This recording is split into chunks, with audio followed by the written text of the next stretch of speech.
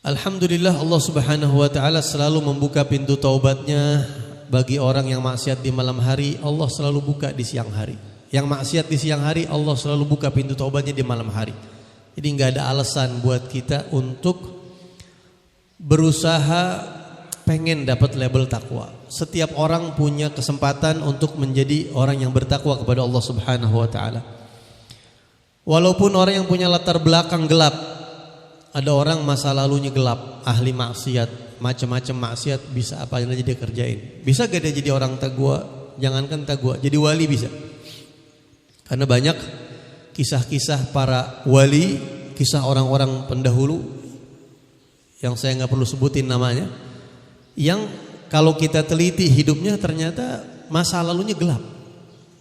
Ada yang begal, tukang begal, bayangin, suka ngerampok di jalan.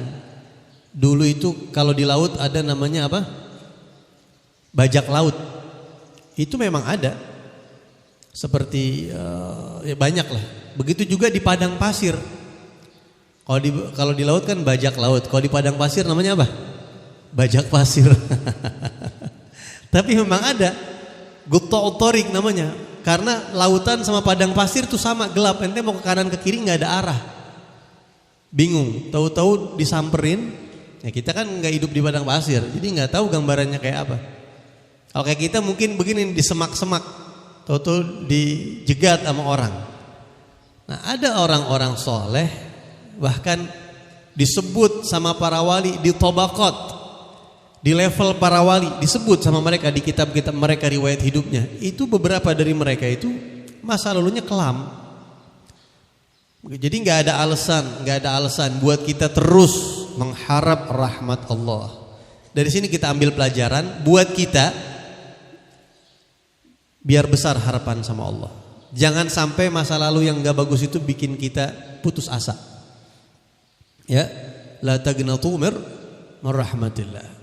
Dan di sisi lain, dari sini kita bisa ambil pelajaran kalau ngelihat orang punya masa lalu gelap atau saat ini dia sedang menjalani kehidupan yang kelam, kita husnudzon, nggak tahu mungkin dia bisa jadi dia berubah. Allah Subhanahu wa taala Maha mampu merubah seorang hamba dalam satu malam. Kemarin malam masih bajingan, malam besok sudah dekat sama Allah. Itu Allah Maha mampu kayak begitu. Ya.